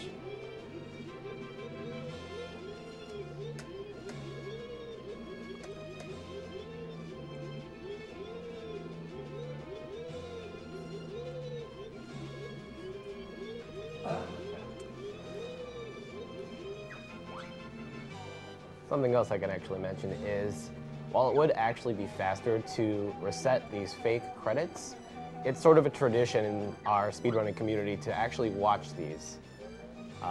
We've been doing it since I've started, and I don't see us skipping these credits for a very long time, if ever. Nah, because, I mean, the credits take at least a couple of minutes, so. Whereas resetting probably takes a minute.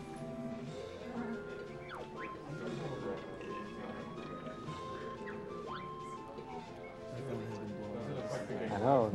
The credits, actually, does it affect the game time? No. It doesn't. I did not know that. Pretty sure. There's really no point in resetting. Yeah, where would it even count? So that's a good Doesn't? point. No, wait, it might. Well, where would it count? Grunty's Lair? Because it has to count in a level. That's a really good question. I have no idea. Bugs, what do you think? I think Brent I think we took a wrong turn in Albuquerque. Darn. It might count towards I mean, there's only a 4-minute difference between game time and real time. Or no. Is it? No, it's like 3 or 4 minutes. No, it's 14 minutes. I'm thinking of something else, I'm sorry. Wait, what was the 14 minutes? There's a 14-minute difference between real time and game time. I don't know, that's really weird. I have no idea. Banjo, don't you do it. Yeah. Don't you do it, Banjo. Get him. No, Banjo, don't Get you him. do it! Do it. No!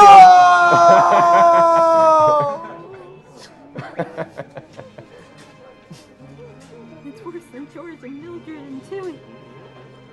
I'm sorry, dude. There's other carrots out there. I know.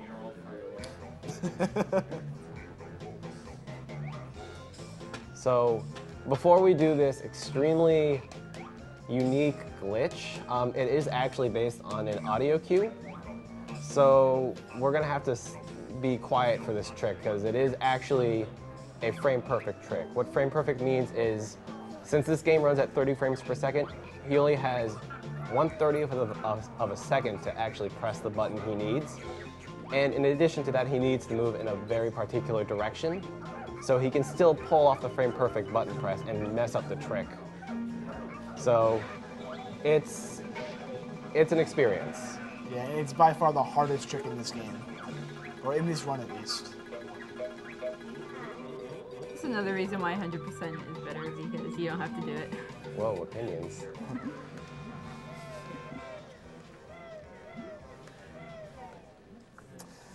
All right, Steve. StivityBobo. Good luck. Oops. This is all the hype. Moment of truth. All the hype.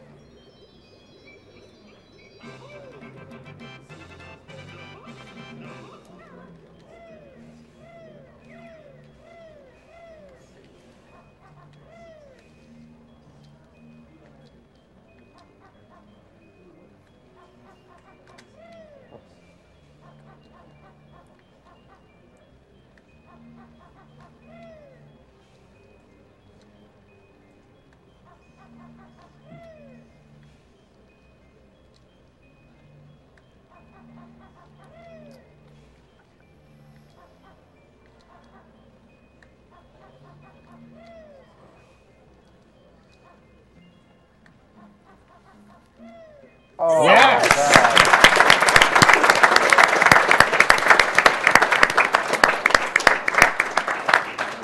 Oh, wow. Fourth try, nice job. All right. Just like world record. There's a lot. Oh, really quickly, he was able to actually clip through the note door and grab the egg power up. You don't even need the notes for that.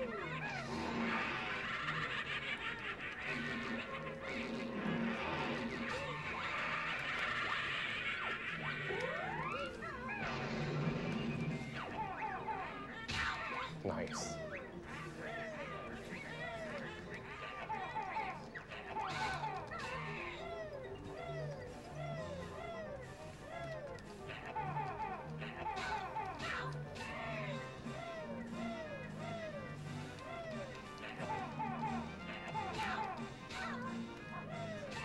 Nice.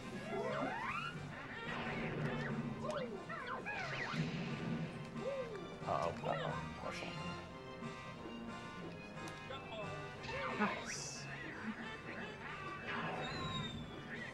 where are you going? Ooh, barely. This is the Oh most my clutch God. battle I've seen ever. We're taking this run into overdrive. Nice.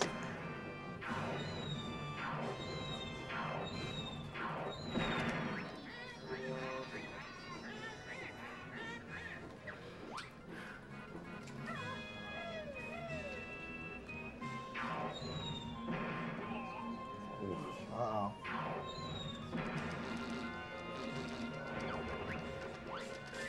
Nice. Wow. Cutscene skill.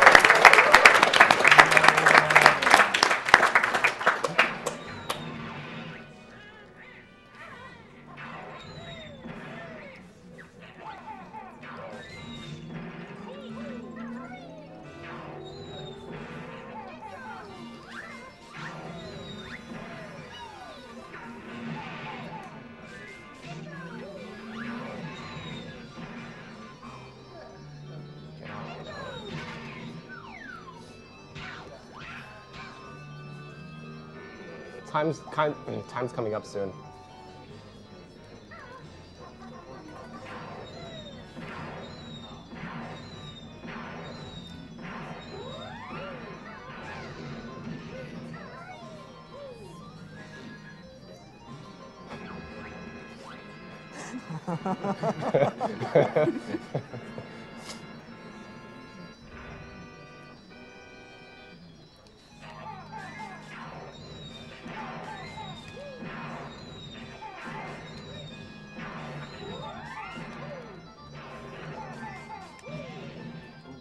Wow. Time. Nice. 1:34.54. Wow. That was really good. 44? That was 54 seconds off world record. Wow.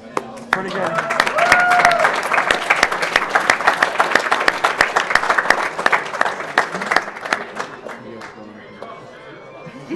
Great job, Steve. You Great should be job, proud. Good job. I thought that was going to be a lot worse. Yeah, I thought it was going to be a lot worse. The first try was pretty good. yeah, like I a lot was of- so a lot of afraid. time to save your battle and then your first one. Yeah, first one was good. That was a really good run, though. Like, I don't think you had any major botches. Besides the quick talk void where he had to like go back for the feather. Oh, right. He fell in the water in Mumbos. Oh yeah. I wasn't really paying attention to Rusty Pumpkin Bay. I was not going to get a quick note, but I mean, He missed that one note. He had a double back for it and click clock. Yeah. yeah. That was a really good run, though. Yeah, wow. I'm surprised. And fourth. So just to remind everybody where we stand with donation incentives, DuckTales Remastered has a music type battle going on, original versus remixed. $260 right now on the 8-bit original version, and the remix version is at $140. Dude, Melon Girl. Huh? Melon Girl. Oh, I'm sorry. She's my favorite character. Darn. Should I check again? After that, for Just Kendo get it on Rage, stream so you can look at it later. we're looking to raise $600. We're currently at $95 for a higher difficulty mode, and also a bonus enemy roll call before the credits. Oh, StivityBobo, right? Yep, StivityBobo. Scott J. Progan. Kazooie girl. And Smasher 32. Great job, guys. Thank you. Fun run. Thank you. So what we're doing now is we're just checking the game time. It's important to note, while we do also go by real time, the community largely goes by game time. Okay, As far that as was the keeping best track. one I've ever had. That was really good. Oh, okay. The rest of them were just whatever. All right. I think that's it. All right, that's it. That's it.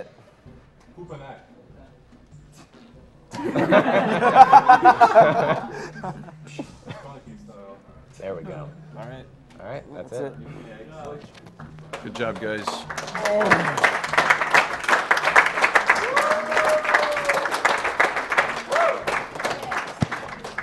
Now time to take off the bunny suit because it's hot in here. I can imagine.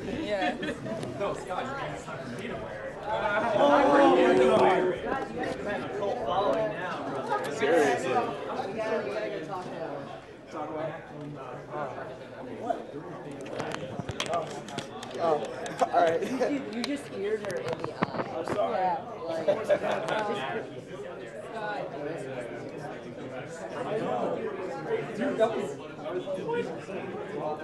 What's up? What are you looking for? Mic thing. 1, 2, 3.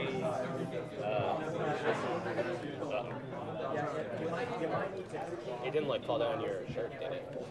So it was on my. Pockets? It was on this. Oh. I have no idea. I wouldn't worry about it. You can just tell someone, I guess. Okay, so you're going to be trying over there? Will you actually try working on it? So I'm gonna be the guy next, I guess. Taking a load.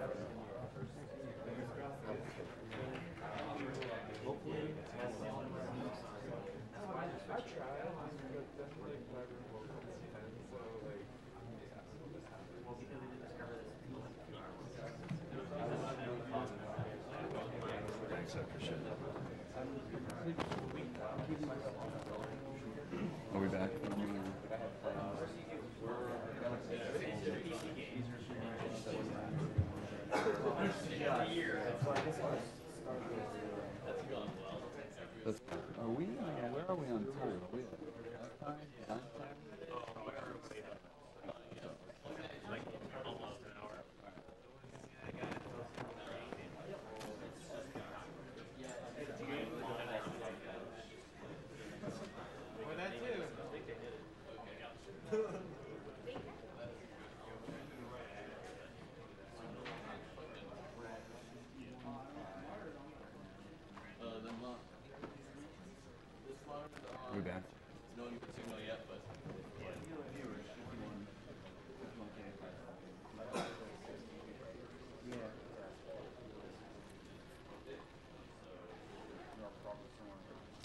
So as we transition to the next game, which is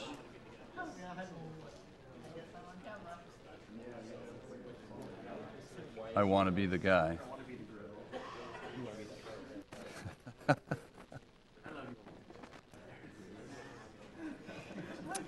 There is a prize for donations given during this run, and that is for a minimum of $5 donation, you will be eligible for a Kid Perler.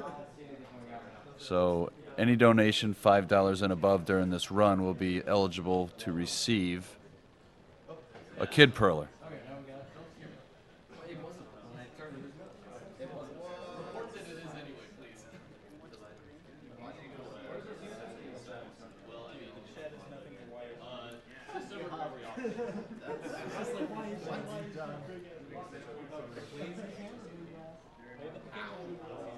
You are watching Awesome Games Done Quick 2014.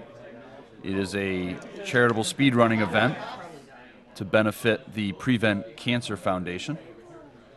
Since 1985, the Prevent Cancer Foundation has invested $134 million in support of cancer prevention research, education, advocacy, and outreach programs nationwide, and have played a pivotal role in the developing a body of knowledge that is the basis for important prevention and early detection strategies. The marathon itself is being streamed on Twitch TV.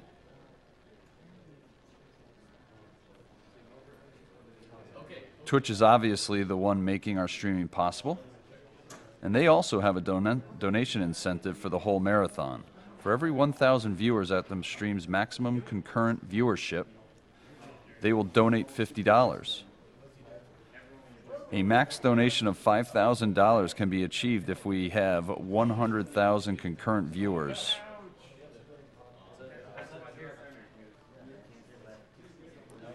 We also have sponsors like the Yeti.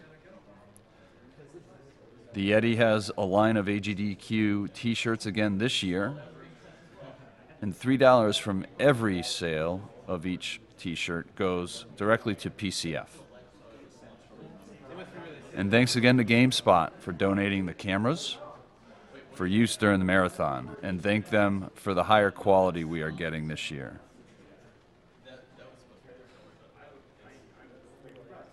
Also, we have 2 language restreams. We have a German restream that can be found on twitch.tv/exe_de. And we have a French restream that can be found on twitch.tv/MrMV.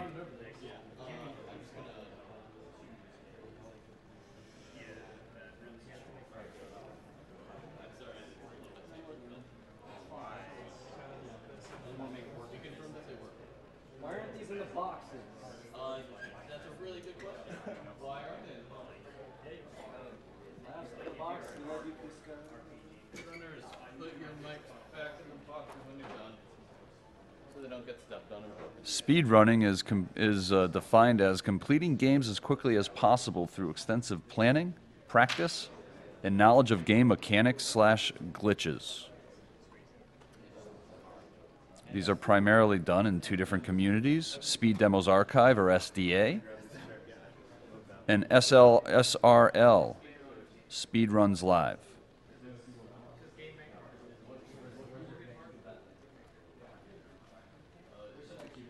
Again, we're waiting to set up for the next game that we're going to stream, which is I Want to Be the Guy.